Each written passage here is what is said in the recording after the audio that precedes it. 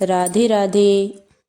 माँ बाप के अच्छे बुरे कर्मों का फल पुत्र को भी भोगना पड़ता है। एक समय की बात है, एक महान तपस्वी अपने आश्रम में रहता था। एक दिन उसकी पत्नी ने पूछा, स्वामी, क्या माता पिता के अच्छे और बुरे कर्मों का फल उनकी संतान को भोगना पड़ता है? तभी महात्मा ने कहा, हे देवी, माता पिता के अच्छे और बुरे कर्मों का फल उनकी संतान को अवश्य भोगना पड़ता है।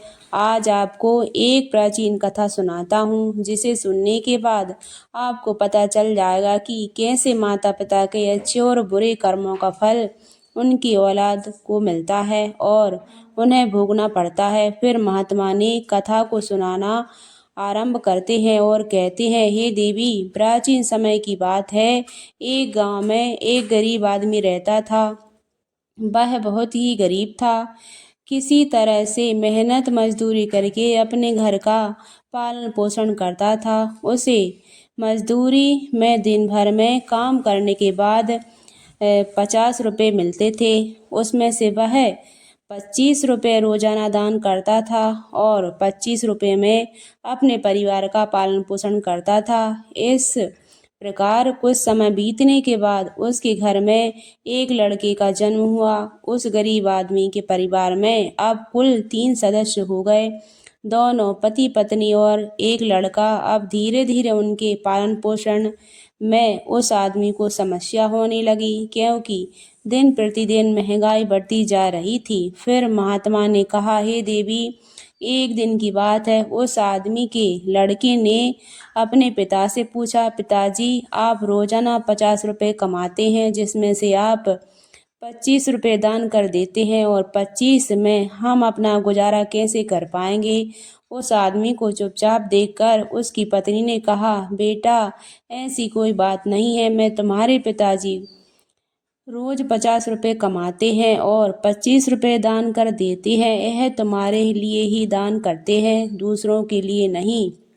लेकिन वह लड़का इस बात को नहीं समझ पाया, क्योंकि वह बहुत ही छोटा था। महात्मा ने कहा, हे देवी, इसी तरह से कुछ समय बीतता गया और उस गरीब आदमी का लड़का धीरे धीरे बड़ा होने लगा और उसकी उम्र 16 वर्ष की हो गई। एक दिन वह आदमी काम करके शाम के समय वापस अपने घर लौट रहा था। तभी रास्ते में एक काला भैंसा आया और आकर उस गरीब आदमी को मारने लगा। उस भैंसे के हमले की वजह से उस आदमी की वहीं पर मृत्यु हो गई।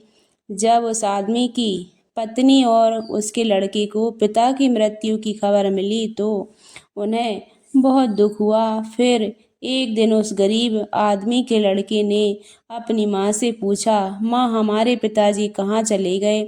उस गरीब आदमी की पत्नी ने कहा, बेटा, तुम्हारे पिताजी हम सबको छोड़कर यमपुरी में यमराज के पास चले गए हैं।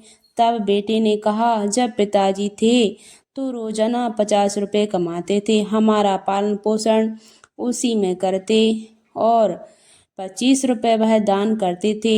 अब हमारा पालन पोषण कैसे होगा? कैसे हमारा पेट भरेगा? माँ ने अपने बेटे से कहा, बेटा, जिस घर में गरीबी होती है उसका कोई सहायक नहीं होता, उससे सभी दूर भागने लगते हैं सिवाय भगवान के, क्योंकि वही गरीब के सहायक होते हैं। फिर बेटे ने अपनी माँ से कहा, माँ, ऐसा मत सोचो, मैं यमराज के पास जाऊंगा और अपने पिताजी को वापस लेकर आऊंगा। हमारी गरीबी देखकर यमराज को हमारे ऊपर अवश्य दया आ जाएगी और वह हमारे पिताजी को मेरे साथ अवश्य भेजेंगे। महात्मा ने कहा, हे देवी, उस समय छोटे से बच्चे की बात पर उसकी माँ ने ध्यान नहीं दिया। एक दिन की बात है, उस गरीब आदमी की पत्नी अपने लड़के को घर पर अकेला छोड़कर गांव में काम करने के लिए चली गई। उधर उस लड़के ने मन में सोचा कि मैं यमराज के पास जाऊंगा और अपने पिताजी को लेकर आऊंगा। ऐसा सोचकर वह लड़का अपने पिताजी को लाने के लिए अपने घर से चल देता है। उस लड़के को चलते चलते काफी समय बीत गया। फिर उसे थकान का अनुभव हुआ और वह एक बहुत ही विशाल आम के पेड़ को देखकर उसकी छाया में जाकर बैठ गया। तभी उस आम के पेड़ ने मनुष्य की आवाज में कहा, बेटा तुम कौन हो और कहाँ जा रहे हो? मेरी छाया में आज तक तुम्हारे जैसा कोमल बालक नहीं आया। फिर उस लड़की ने कहा, मैं एक गरीब आदमी का बेटा हूँ और अपने पिताजी को लाने के लिए यमराज के पास जा रहा हूँ। उस आम के पेड़ ने जब उसकी यह बात सुनी तो उसने कहा, बेटा तू मेरे लिए भी यमराज से एक प्रश्न पूछकर आना कि मैं कई वर्षों से यहाँ पर लगा हुआ हूँ, लेकिन मेरी एक भी पत्ता जमीन पर नहीं गिरता और ना ही मेरी डालियाँ सूखती हैं। मैं कितने वर्षों तक और यहाँ खड़ा रहूँगा? मैंने अपने पूर्व जन्म में ऐसा कौन सा पाप किया था जिस कारण मुझे इस योनि से मुक्ति नहीं मिल पा रही है? इसका कौन सा कारण है? तब उस लड़की ने कहा कि ठीक है, मैं यमराज से तुम्हारे यह प्रश्न जरूर पूछ कर आऊँगा। महात्मा ने कहा, देवी इतना कहकर वह लड़का वहाँ से आगे जाता है और चलते चलते रास्ते में उसे एक इच्छाधारी सर्प मिला। उस सर्प को देखकर वह लड़का डर के मारे कांपने लगा और वहाँ से भागते ही बाला था। तभी वह सर्प मनुष्य की आवाज में बोलने लगा, बेटा तुम मुझसे डरो मत, इतना बताओ कि तुम कौन हो और कहाँ जा रहे हो?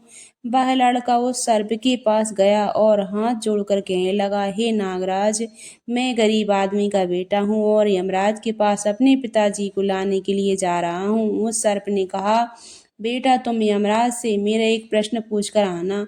मैं कई वर्षों से यहाँ पर पड़ा हुआ हूँ, मुझसे अब चला भी नहीं जाता। मेरे शरीर में इतनी भी जान नहीं है कि मैं थोड़ा सा भी चल सकूं।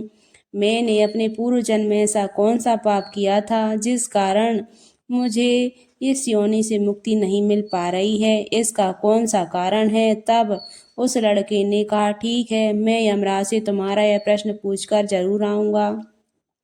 महात्मा ने कहा, देवी इतना कहकर वह लड़के आगे चलने लगा। फिर चलते चलते रास्ते में उसे एक किसान मिला। किसान ने कहा, बेटा तुम कौन हो, कहाँ जा रहे हो?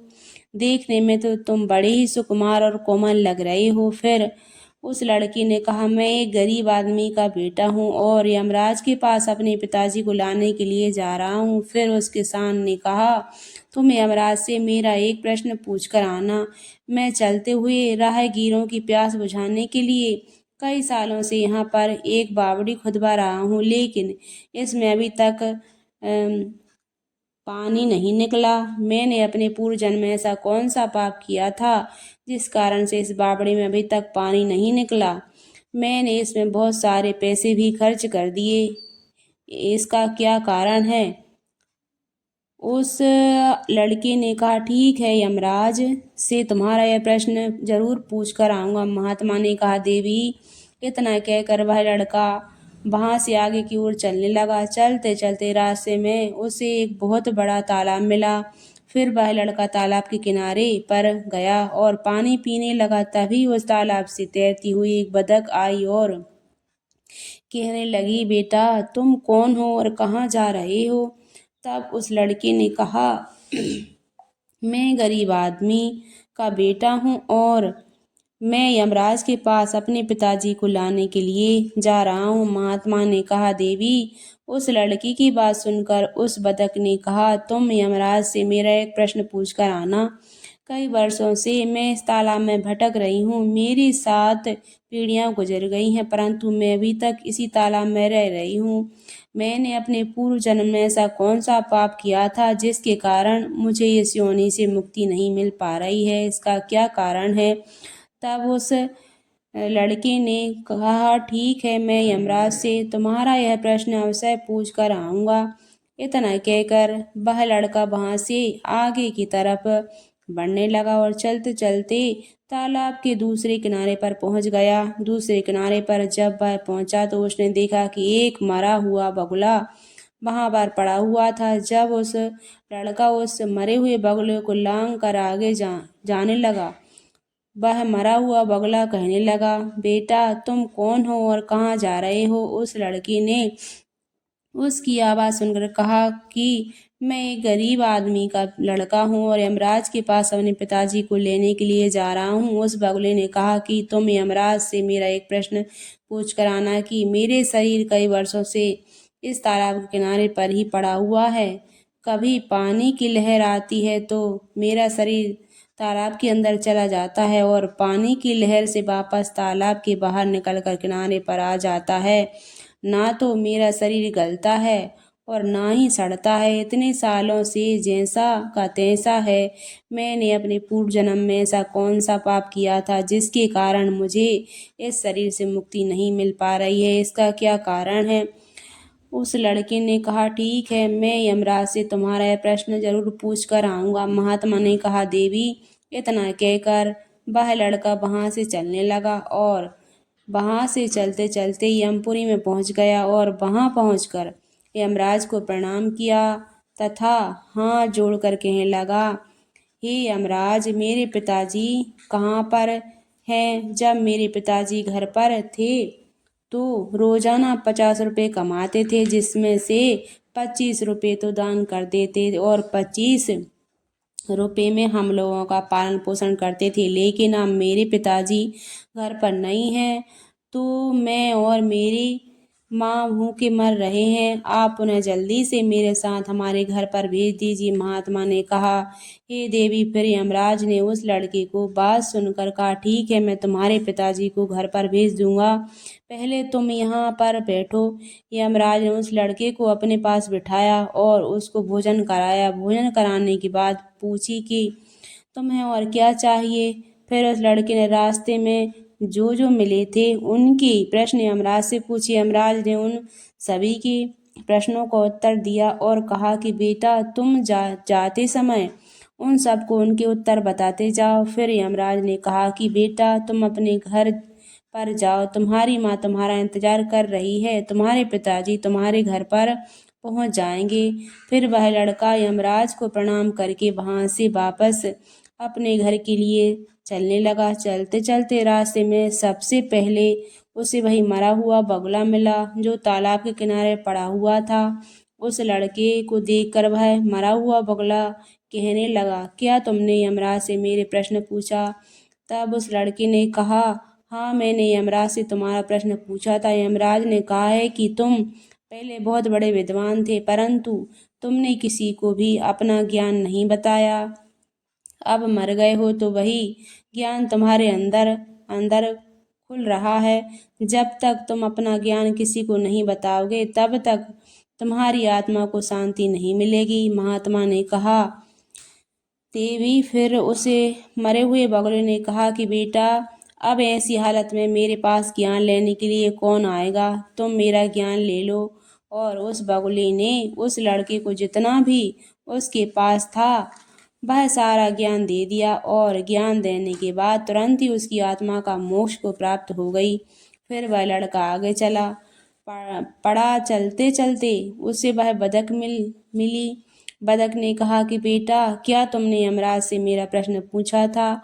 उस लड़के ने कहा कि हाँ, यमराज से मैंने तुम्हारा प्रश्न पूछा था। उन्होंने कहा कि तुम्हारे अंदर अमृत है, जब तक तुम इस अमृत को किसी को नहीं दोगे तब तक तुम ऐसे ही व्याकुल रहोगे। बतख ने कहा कि बेटा, अब कौन मिलेगा मुझे, तुम ही मेरा अमृत ले लो। फिर बतख ने अपना अमृत उस लड़के को दे दिया और अमृत देते ही उस बतख की आत्मा को मोक्ष की प्राप्ति हो गई। इसी तरह वह लड़का वहां से आगे बढ़ने लगा। फिर चलते चलते रास्ते में उसे वही किसान मिला जो राहगीरों के लिए बावड़ी खुदवा रहा था।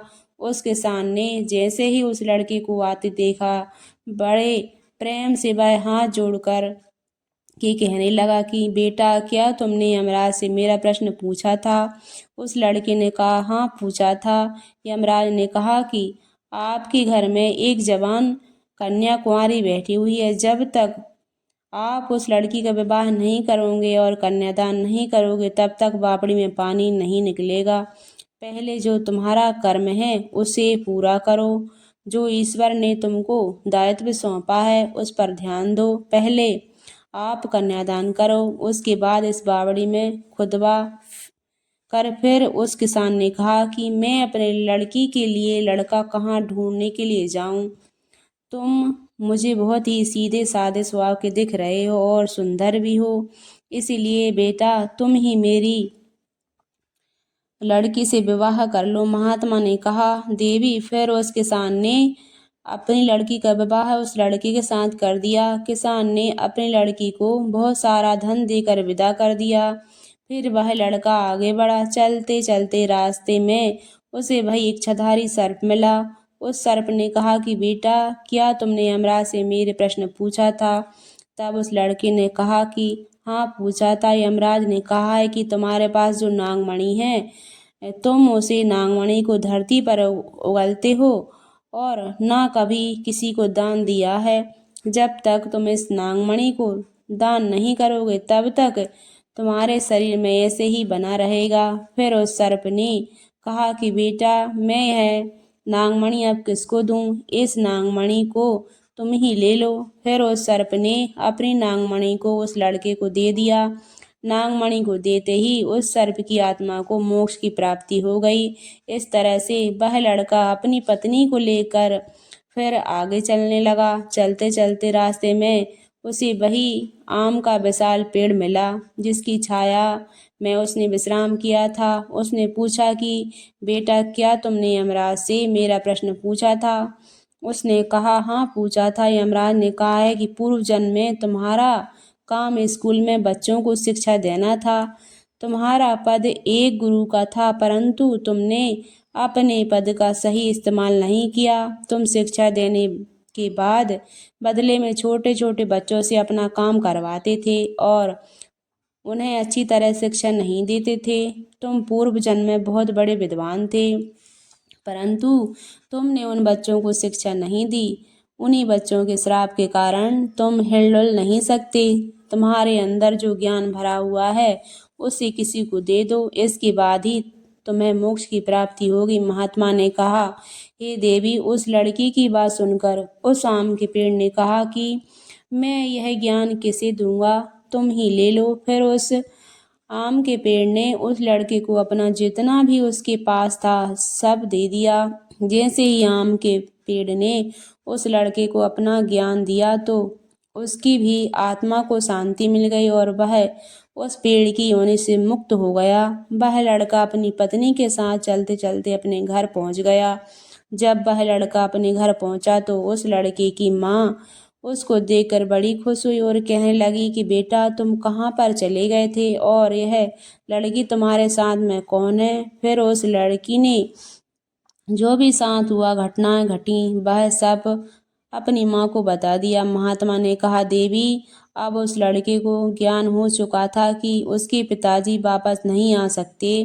अब उनकी मृत्यु हो चुकी है। उसके पिताजी ने जो दान धर्म किया था उसका फल उस लड़के को यमराज ने दे दिया। इस प्रकार से महात्मा ने अपनी पत्नी को बताया कि माता पिता के अच्छे और बुरे कर्मों का फल उनकी संतान को कैसे प्राप्त होता है और पूर्व जन्म के कर्मों का फल व्यक्ति को कैसे मिलता है और उसके पिता द्वारा किए गए पाप और पुण्य कर्म भी उसके बच्चों को कैसे मिलते हैं। जो यह आज की हमारी कहानी, आशा करती हूँ कि आज की वीडियो आपको पसंद आई होगी। अगर वीडियो पसंद आई हो तो कमेंट बॉक्स में